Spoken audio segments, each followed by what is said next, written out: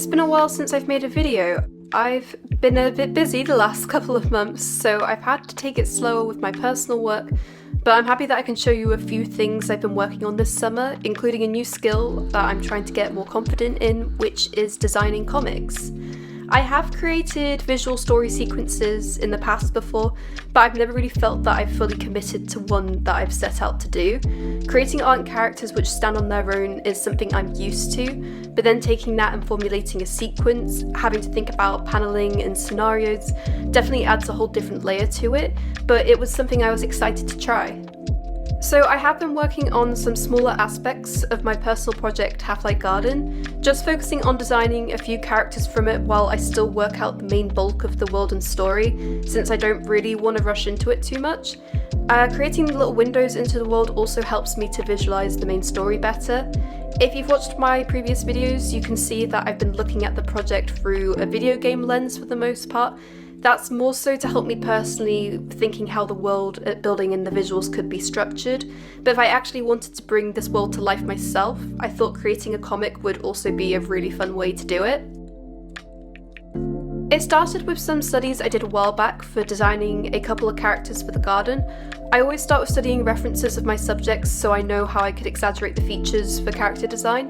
I then made a couple of fun designs, really liking the expressions for them and feeling a lot more comfortable with designing these types of characters. It then made me think back to a character sheet I did for one of my garden characters a while ago, and I thought I'd update the design since I was more confident with designing more frog-like characters. I usually formulate storylines and personalities for the characters in my head as I draw them, and I felt I had this character mostly worked out. It was around this time that I thought I needed to try and actually start creating something more tangible for this world if I was serious about developing the story further.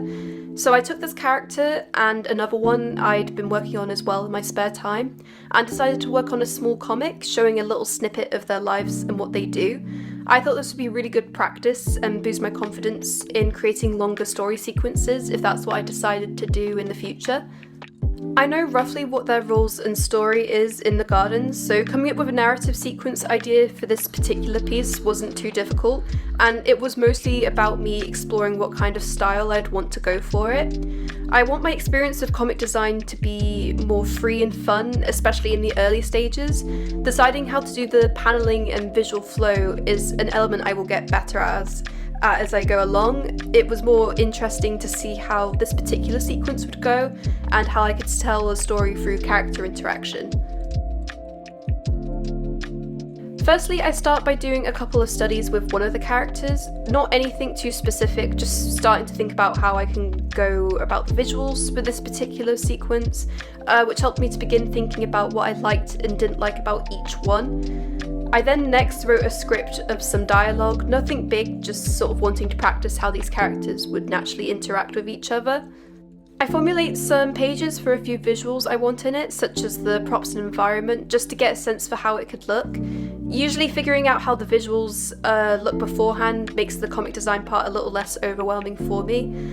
And I then map out the rough layout for it, split over the 3 pages I decided on. I deliberate how to add some creativity to the paneling, but I don't try to be too ambitious with it, sticking to mostly square or rectangular panels, at least for the time being. Hopefully in the future I will be a little bit more ambitious with it, but I was happy with how the flow of it looked so far for this particular one.